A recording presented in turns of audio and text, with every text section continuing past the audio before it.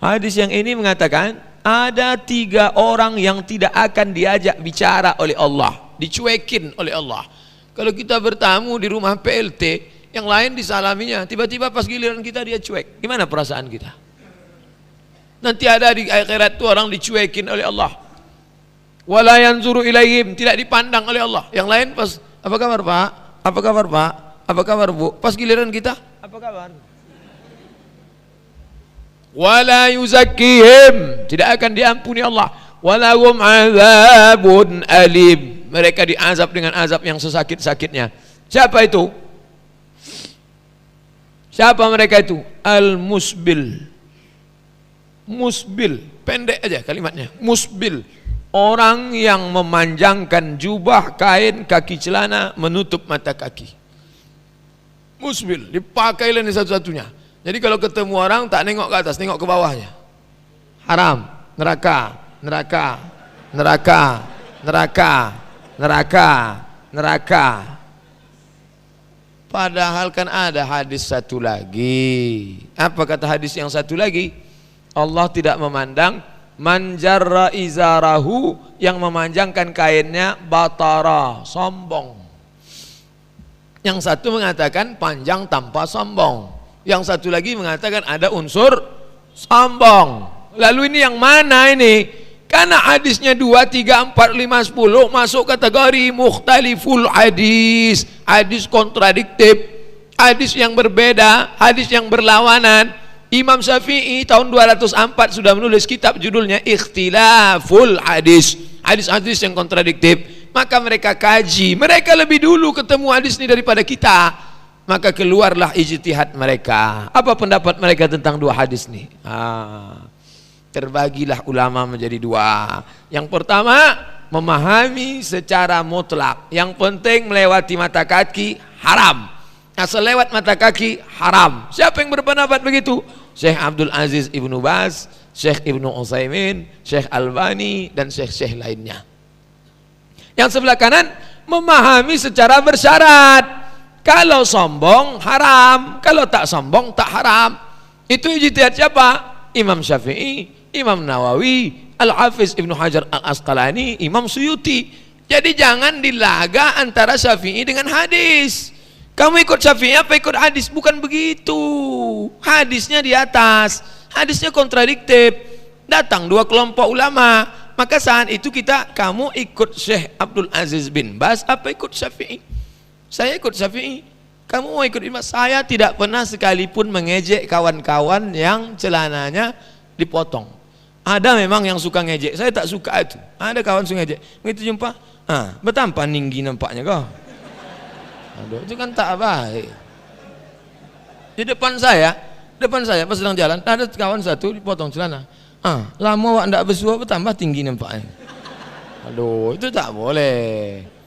Dia berkeyakinan mengikut, dia tak salah, tak apa-apa. Ada positifnya. Apa positifnya? Kalau kaki di bawah mata kaki mungkin terinjak-injak. Anak muda celana jeans diinjak-injak, kena najis, dibawanya sholat kan kotor. Bagus. Maka ini bebas. Kamu mau pilih ini, kamu pilih ini. Tapi ketika gara-gara ini, ini masalah ini. Itulah letak masalahnya, saling mengkafirkan. Jadi mudah sekali orang kafir itu mau memasukkan kita ke dalam golongan kafir. Hanya gara-gara telunjuk dan kaki celana. Payah sekali itu. Apa pendapat Imam Syafi'i? Coba tengok Imam Syafi'i. Apa kata dia? Fa in kana, qala Nawawi, Imam Nawawi berkata, al-isbalu tahtal ka'baini lil khuyala. Isbal itu adalah kain yang di bawah mata kaki untuk yang sombong. Fa in kana li ghairiha, kalau tidak sombong, fahuwa makruh, maka dia tidak haram. Wa hakadha nass Syafi'i, begitu disebutkan oleh Imam Syafi'i. Imam Syafi'i yang menyebut itu. Imam Syafi'i itu anti hadis. Ketika orang-orang menolak hadis, Imam Syafi'i lah yang menolong hadis. Maka Imam Syafi'i itu bergelar Nasirus Sunnah. Imam Syafi'i itu penolong sunnah. Jadi kalau dikatakan kami yang menggunting ini yang ikut salaf, kalian yang berlebih itu tidak salaf, kita ikut Syafi'i. Syafi'i itu salaf. Dari mana Pak Ustaz? Salaf itu 3 abad pertama. Khairul qurun qarni, sebaik-baik abad-abadku. Tsummal ladzina yalunahum, seabad setelah itu. Tsummal ladzina yalunahum, 1 abad setelah itu. Abad 1, abad 2, abad 3. Syafi'i meninggal 204. Salaf atau tak salaf? Salaf. Maka ketika kita mengikut pendapat Syafi'i, kita sedang salaf saat itu. Jangan silap. Kita mengikut salaf. Selama 3 abad pertama, maka Syafi'i mengatakan kalau sombong haram. Imam Syafi'i itu luar biasa. Selesai dia belajar hadis dengan Ibnu Uyainah di Makkah, pergi dia ke Madinah. Sampai di Madinah, dijumpainya rumah gubernur Madinah. Assalamualaikum. Waalaikumsalam.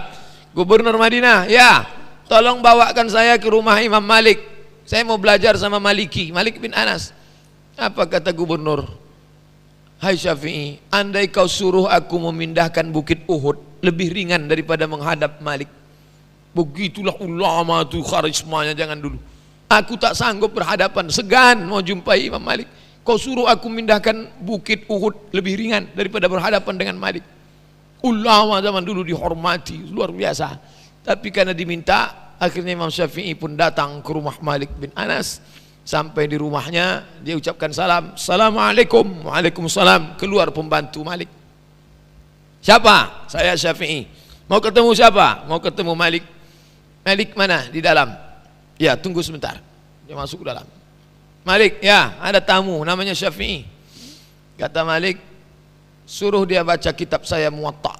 Nanti kalau dia sudah baca khatam Muwatta, baru dia belajar sama saya. Kalau tidak, nanti tak nyambung kajinya. Datang pembantunya, nyampaikan. Syafi'i, ya, kata Malik, kamu pulang aja dulu, baca Muwatta. Nanti kalau sudah khatam Muwatta, baru belajar lagi. Kata Syafi'i, kasih tahu ke Malik, Muwatta sudah di sini semua. Maliki terkagum dengan Syafi'i, sebelum belajar dia sudah. Andai ada orang mau belajar ke saya, Pak Ustadz kami mau belajar masalah khilafiyah, baca buku saya 37 masalah populer, nanti baru kita belajar biar nyambung kaji kita. Pak Ustadz udah di sini itu semua. Tentu saya kagum sama dia, saya aja nggak hafal, dia hafal. Akhir dari persahabatan, pertemanan dan menuntut ilmu Syafi'i, akhirnya Malik memanggil Syafi'i. Syafi'i, sini. Ada apa Tuan Guru? Habis sudah ilmuku dan kurasa engkau lebih hebat daripada aku. Ini beberapa keping uang emas, carilah guru yang lain. Pergilah. Begitu zaman dulu. Zaman sekarang orang enggak. Akulah guru yang paling hebat di Pekanbaru. Kau jangan belajar sama yang lain. Yang lain itu hanya kulit-kulit buku aja. Ini bukan adab salaf. Ini adab salaf. Mereka belajar. Salaf. Imam Malik itu salaf, meninggal 179. Imam Syafi'i itu salaf, meninggal 204. Saya enggak mau pakai Syafi'i, saya maunya pakai Bukhari. Di kotaknya 2. Dianggapnya Bukhari lebih alim daripada Syafi'i. Ini Syafi'i, ini Bukhari. Dia lupa Bukhari itu belajar kemana? Bukhari meninggal 256. Lihat tahun lahirnya, lihat tahun wafatnya.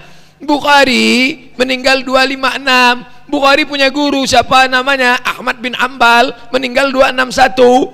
Ahmad bin Ambal punya guru siapa namanya? Syafi'i, 204. Syafi'i punya, jadi silsilahnya ke atas. Bukhari berguru kepada Ahmad bin Ambal, Ahmad bin Ambal berguru kepada Syafi'i. Secara tak langsung Bukhari itu murid Syafi'i secara keilmuan, tapi murid tak langsung. Jadi jangan katakan Syafi'i tak paham hadis. Nasirus sunnah. Ahmad bin Ambal mengaku sebelum Syafi'i masuk ke kota Baghdad, kami tak bisa membedakan mana hadis am, mana hadis khas, mana taqyidul mutlaq, mana takhsisul am, mana ikhtilaful hadis, mana nasikh mansukh. Bukan mereka tak paham, mereka paham, mereka tawadhu, tapi ada orang yang lebih paham daripada mereka. Siapa itu? Imam Syafi'i. Yang pertama menulis kitab usul fiqih, Imam Syafi'i. Dipanggilnya muridnya namanya Rabi' al-Muradi. Rabi', ta'al, mari kemari. Tolong ambil pena sama kertas. Datang Rabi', ambil pena, ambil kertas, dicatatnya. Catat. Tulis ar-risalah. Risalah artinya surat. Tulis. Ditulis Rabi' 300 halaman. Itulah kitab usul fikih yang paling tua sekarang. Judulnya Ar-Risalah. Ngomong aja Syafi'i. Tidak pakai laptop, tidak pakai copy paste, tidak pakai kitab, tidak pakai google.com. Ini merasa alim hebat, ngajar, mati lampu hilang hadis.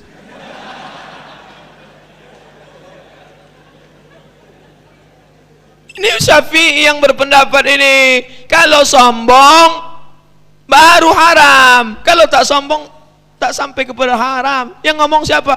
Jadi jangan bilang kata Abdul Somad, kamu kenapa gini? Kata Ustadz Somad, Somad tak ada apa-apanya. Somad itu cuma tukang tulis terjemah.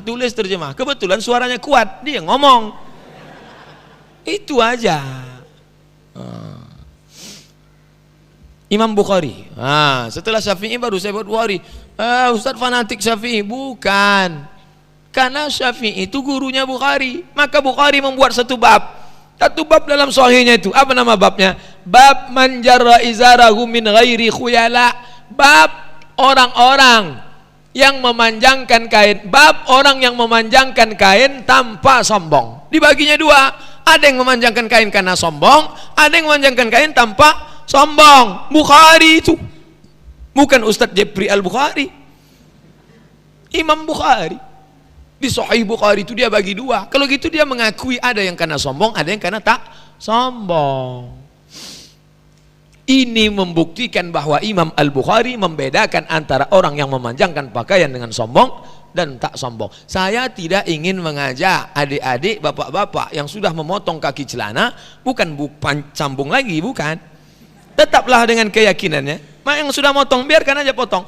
Yang memotong jangan mengejek yang tak potong jangan mengejek yang motong. Yang perlu kita berantas yang makai celana di atas lutut, yang sedang lari-lari di halaman Masjid Agung. Itu yang mestinya diributkan.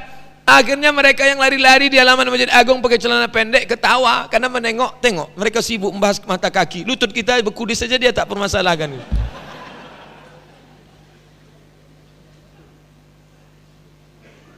Dalam bab itu ada dibuatnya satu hadis tentang qala Abu Bakar. Abu Bakar berkata, ya Rasulullah, wahai Rasulullah, inna ahadan, ada seseorang, inna ahada syaqqi izari yastarkhi, salah satu bagian kain saya terjulur panjang, ila an ata'ahad zalik, tapi saya tak berniat sombong.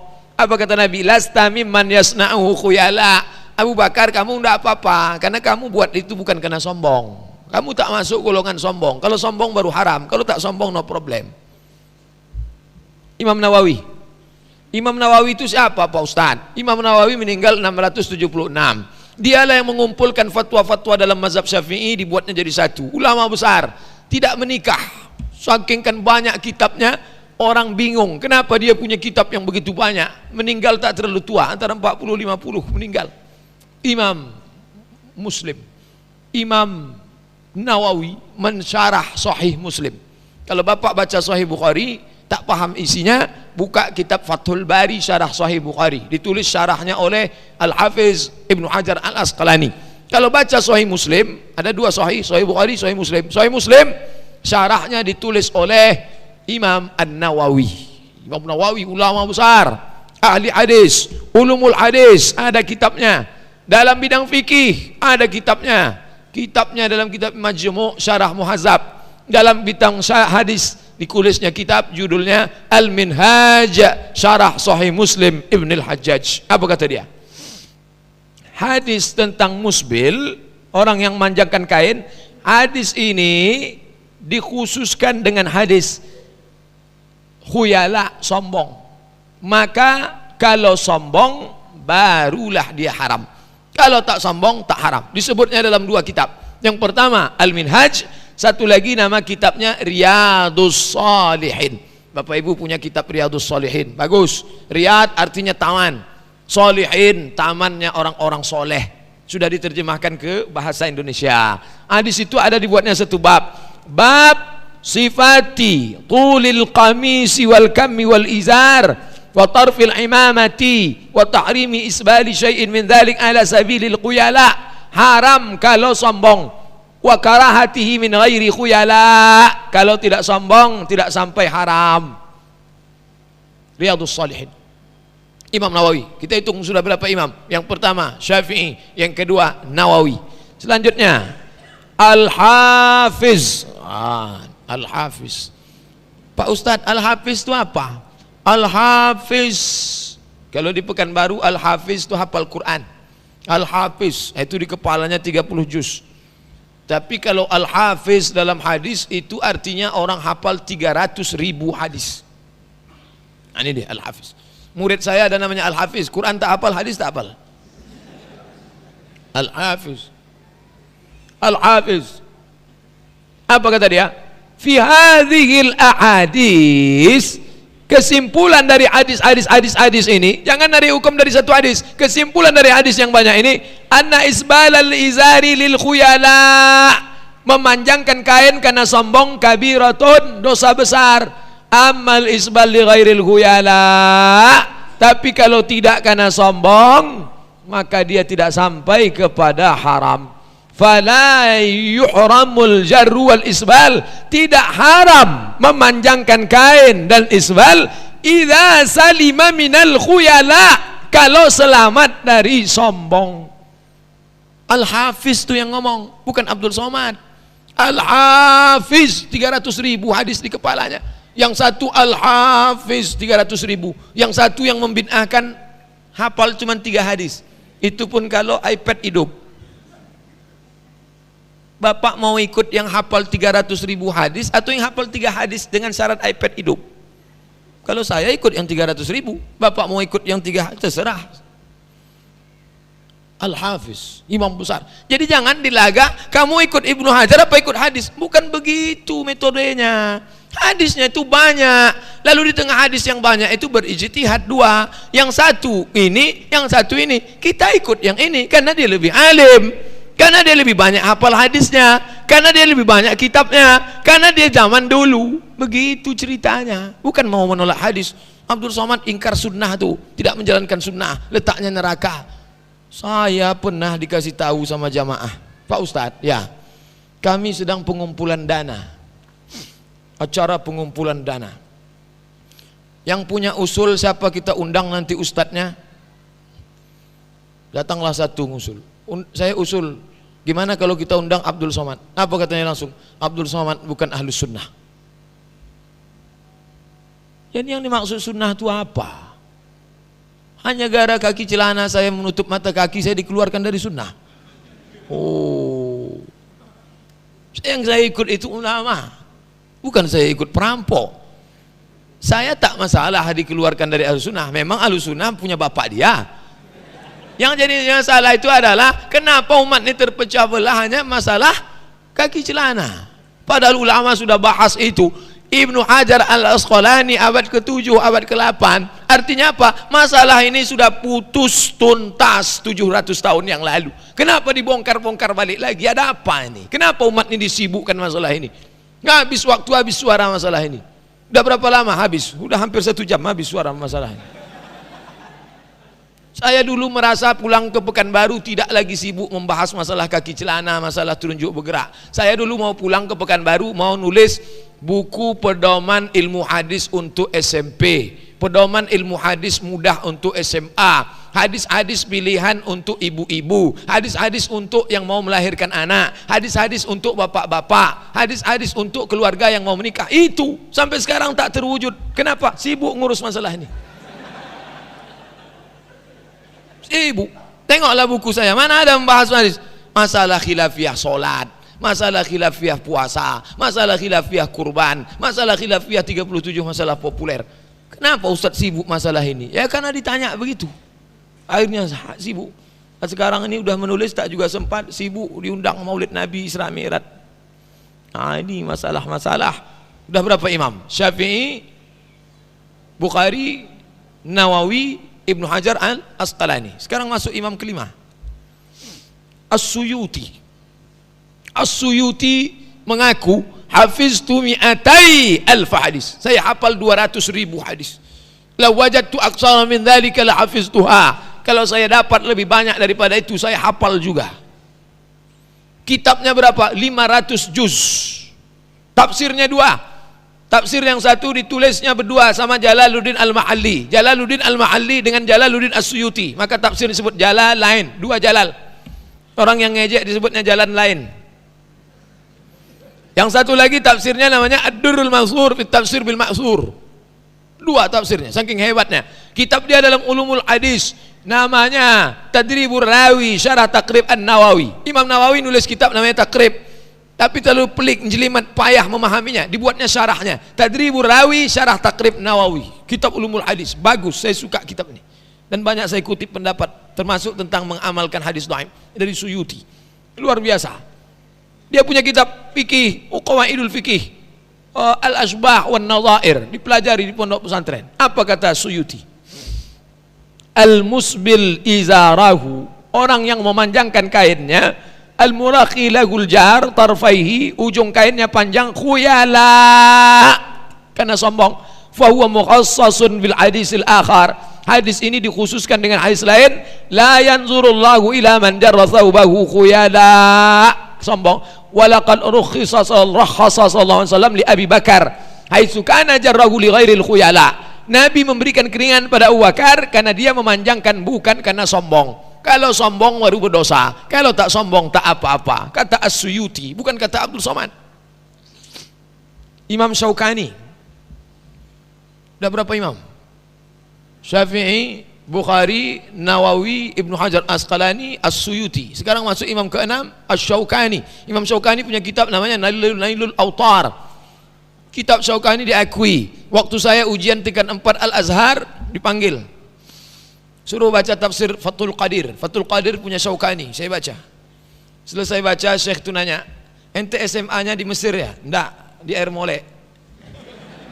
Sangkanya saya tamat dari Mesir. Dia sangka saya pesek tak bisa baca Arab. Saya baca, habis itu dia tanya, anta darasta madrasah al-i'dadiyah fil Azhar? La, fi Indonesia. Yang saya baca itu kitab punya Syaukani. Ini Imam Syaukani dari Yaman. Apa kata Imam Syaukani? Wa dhahirut taqyidi bi qawlihi khuyala, kalimat khuyala sombong, yadullu bi famui anna jarra thawbi li ghairil khuyala, menunjukkan pemahaman bahwa yang tidak sombong la yakunu dakhilan fi hadzal wa'id. Kalau tidak sombong maka tidak masuk dalam ancaman ini. Syaukani itu, Imam Syaukani.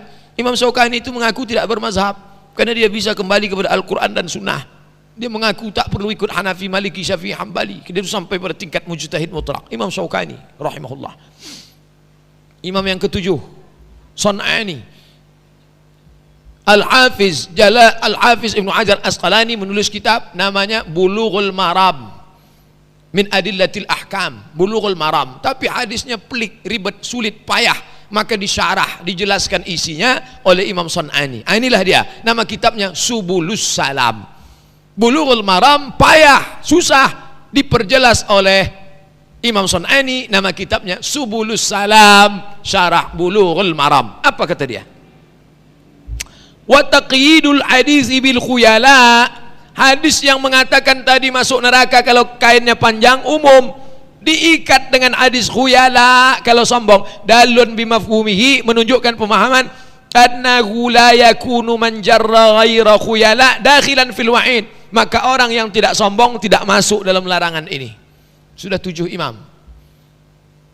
Ada lagi yang ke-8, Syekh Dr. Yusuf Al-Qaradawi, masih hidup orangnya, sekarang tinggal di Qatar, diusir oleh pemerintah Mesir karena dianggap ingin mendirikan negara Islam, karena dia condong kepada Ikhwanul Muslimin. Ulama tertua sekarang, lebih 90 tahun, masih sehat walafiat, masih berfatwa. Adik-adik yang suka akses internet, cari webnya Qaradawi.net, diupdate terus. Yang update timnya, bukan dia. Salah satu cara memahami hadis, ini metode yang dia ajarkan, jam'ul ahaditsil waridati fil mawdu'il wahid, menggabungkan beberapa hadis yang kontradiktif, digabungkan dalam satu tema, habis itu baru dikeluarkan hukum dari situ. Jangan satu hadis diambil satu pemahaman. Ini komentar dia. Apa komentar dia? Hadis tentang isbal, banyak pemuda Islam yang bersemangat sangat mengingkari orang lain yang tidak memendekkan pakaiannya di atas mata kaki. Ternyata fenomena itu sudah dilihat Qardawi sejak lama. Coba tengok bunyi kalimatnya.